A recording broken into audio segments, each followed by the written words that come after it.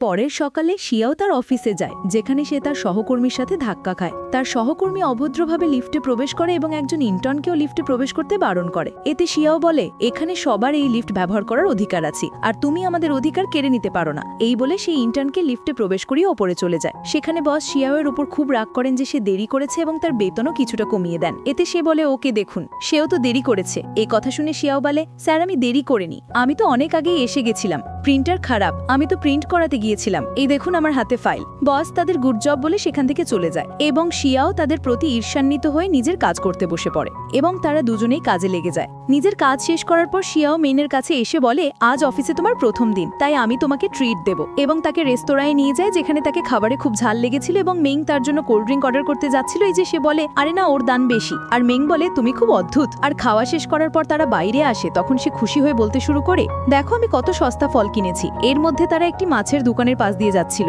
এবং মেং একটি মাছের দিকে ইশারা করে বলে, এটা কোন ধরনের মাছ?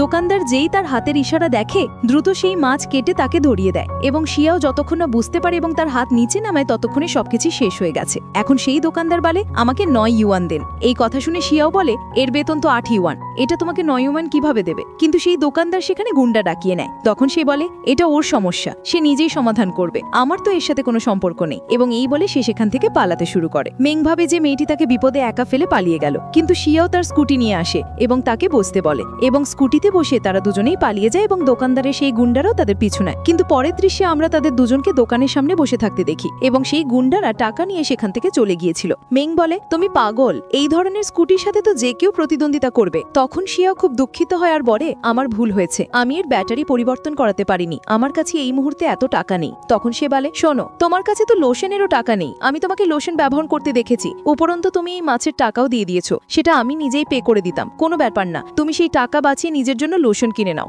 তখন সে বলে, আমি বলেছি যে আমি চালিয়ে নেব এবং সবকিছু সামলে নেব, তুমি চিন্তা করো না, তুমি একজন ইন্টার্ন এবং তোমার বেতন আমার থেকেও কম। এখন মেং শিয়ার সাথে থাকতে থাকতে তার সমস্ত উপদেশ মেনে চলে এবং কারোর চাপে পড়ে সে আসতে পারে না এবং তার আচরণ দেখে সবাই অবাক হয়ে যায় যে তার কি হয়েছে। কিন্তু শিয়াও সবচেয়ে বেশি অবাক হয় যখন তার বস বলে যে এখন থেকে তুমি মেংকে সামলাবে এবং সবকিছু তুমিই শেখাবে। মেং শিয়াওকে সর্বত্র লক্ষ্য করে যখন প্রতিদিন সে প্রতিটি ক্লায়েন্টের সাথে ডিল করে, তাদের অনুরোধ করে, তাদের তোষামত করে, মিথ্যে প্রশংসা করে এবং তাদের সমস্ত কথা সহ্য করে। কিন্তু মেংয়ের এসব কিছুই ভালো লাগতো না, আর সে ভাবত যে শিয়াও এ সমস্ত কিছু কিভাবে সহ্য করে এবং একজন ক্লায়েন্টের সাথে ডিল করতে গিয়ে মেং একেবারেই নিজেকে নিয়ন্ত্রণ করতে পারে না এবং সে তাকে অভদ্রতা করে। এটা দেখে শিয়াও সেই ক্লায়েন্টকে বলে, ওর তরফ থেকে আমি আপনার কাছে ক্ষমা চাইছি, কিন্তু সেই ক্লায়েন্ট সেখান থেকে চলে যায়। তখন মেং বলে, টাকার জন্য তুমি কি যে কোনো কিছু করবে? থামো। তখন শিয়াও বলে, এই টাকা আমার জন্য খুব দরকারি এবং তারপর তার সহকর্মীদের দিকে ইশারা করে বলে, তাদেরও এই টাকা খুব দরকার, আর তুমি এই কথাটা একেবারেই বোঝো না, তুমি জানো না যে এই প্রজেক্টের জন্য আমরা কতটা পরিশ্রম করছিলাম এবং তোমার একটা কথাই সবকিছু নষ্ট করে দিয়েছে।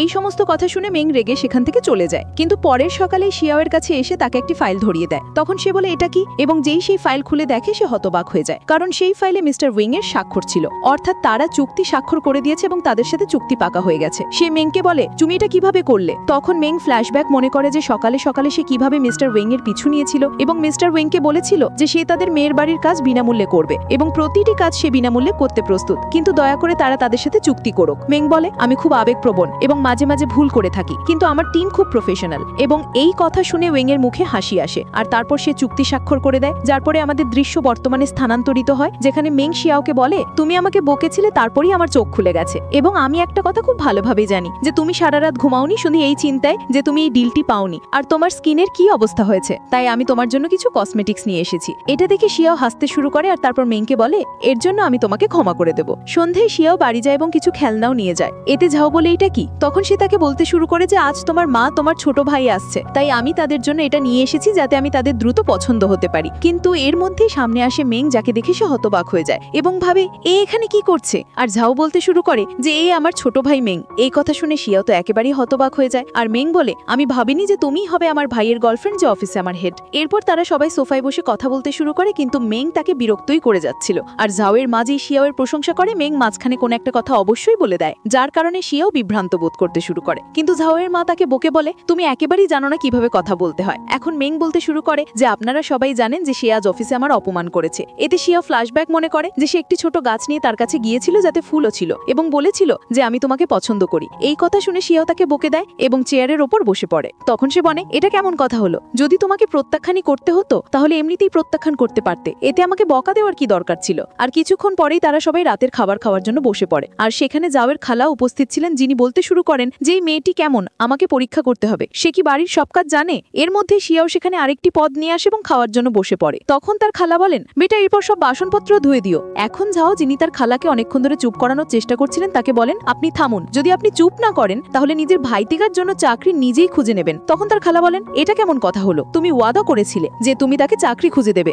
ঝাও উত্তর দেয়, যদি তাই হয় তাহলে আপনাকেও আমার স্ত্রীর সম্মান দিতে হবে, কারণ আপনার আচরণে এমনটা একেবারেই মনে হচ্ছে না যে আপনি আমাকে বা আমার পরিবারকে সম্মান করেন। যদি করতেন তাহলে আমার স্ত্রীর সাথে এমন আচরণ করতেন না। যে আমার স্ত্রীর সম্মান করবে না, আমি বুঝবো সে আমারও সম্মান করে না এবং আমি তার কোনো কাজ করব না। ঝাওয়ের কথা শুনে শিয়াওয়ের মুখে হাসি আসে আর খালা বলেন, আরে বেটা আমি তো মজা করছিলাম, শিয়াও তুমি মনে নিও না। তখন শিয়াও বলে, ঠিক আছে খালা, আমি জানি, আমি এই কথাটা মনে নেব না। আর মেং বলে, তাহলে বাসনপত্র কে ধোবে? তখন খালা বলেন, আরে আমি কিসের জন্য আছি, আমি বাসনপত্র ধুয়ে দেব। আর তারপর নিজেই হাসতে শুরু করে এবং তাদের এমন কথা বলার কারণে সবার মুখে হাসি ফুটে ওঠে। পরের দিন শিয়াও বসে খাচ্ছিল যে তখনই ঝাও সেখানে এসে বলে, যদি এভাবেই খেতে থাকো তাহলে তুমি ওজন কিভাবে কমাবে? এই কথা শুনে শিয়াও বলে, আমার ওজন কমানোর কোনো দরকার নেই, তাই তোমার সমস্ত ধারণা নিজের কাছে রাখো। তখন ঝাও বলে, আমার সাথে একটা মিটিং এ চলো, যদি সেই ডিল কনফার্ম হয় তাহলে আমি তোমাকে 8টা পদ খাওয়াবো। এই কথা শুনে সে বলে, যদি তাই হয় তাহলে এখনই চলো। এবং তারা মিস্টার লিউ এর সাথে দেখা করতে তার বাড়িতে যায়। কিন্তু মিস্টার লিউ এর স্ত্রী তার সাথে ঝগড়া করছিলেন এবং তাকে মারতে মারতে বলছিলেন, তোমার নিশ্চয়ই তোমার কারখানার সাথে অ্যাফেয়ার চলছে, নয়তো তোমার শার্টে লিপস্টিকের দাগ কিভাবে এলো আর তুমি আমার কলও ধরনি। মিস্টার লিউ বেশ আঘাত পান এবং ঝাও আর শিয়াও সেখানে দাঁড়িয়ে সবকিছু দেখছিলেন।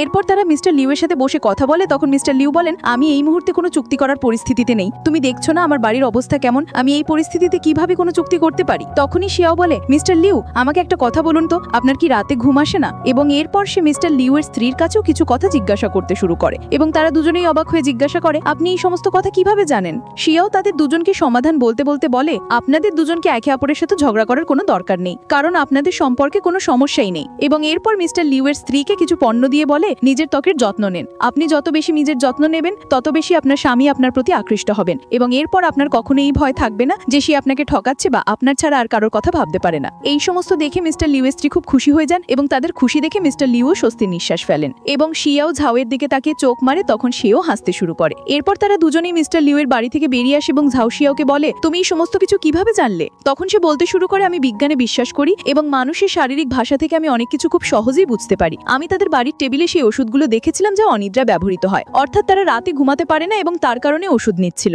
বাড়ির জিনিসপত্র দেখে এবং সবকিছু বুঝে আমি এই কথাটা খুব ভালোভাবেই জেনে গেছিলাম যে সমস্যাটা কোথায় এবং সেই কারণেই আমি তাদের এই সমাধান দিয়েছি। ঝাও যেই তার কথা শুনে হেসে বলে, তুমি তো দারুণ, সারাক্ষণ তুমি শুধু অনুমান করেই কথা বলছিলে এবং তোমার প্রতিটি অনুমান সঠিক হয়েছিল। এই কথা শুনে শিয়াও বলে, হ্যাঁ অবশ্যই, তোমার কি মনে হয়েছিল যে আমি কোনো খুব বড় আলেম নাকি আমার কাছে কোনো সুপার পাওয়ার আছে যে আমি প্রতিটি কথা সম্পর্কে জেনে যাব? কিন্তু মানুষের মধ্যে আত্মবিশ্বাস অবশ্যই থাকা উচিত এবং একটা কথা আমি সবসময় শিখেছি যে আমাদের প্রজেক্ট সবসময় গ্রাহকের মেজাজের উপর নির্ভর করে। আপনার মধ্যে যত বেশি অযৌক্তিক কথা বলার ক্ষমতা থাকবে তত বেশি আপনার প্রজেক্ট পাওয়ার সম্ভাবনা বেড়ে যাবে। এখন সে ফ্লোতে একটু বেশি বলে ফেলেছিল, কিন্তু যেই সে তার পাশে ঝাওকে দেখে সে তার সাথে ছিল না। পিছন ফিরে ঝাওকে দেখে যে পিছনে দাঁড়িয়ে তাকে দেখছিল।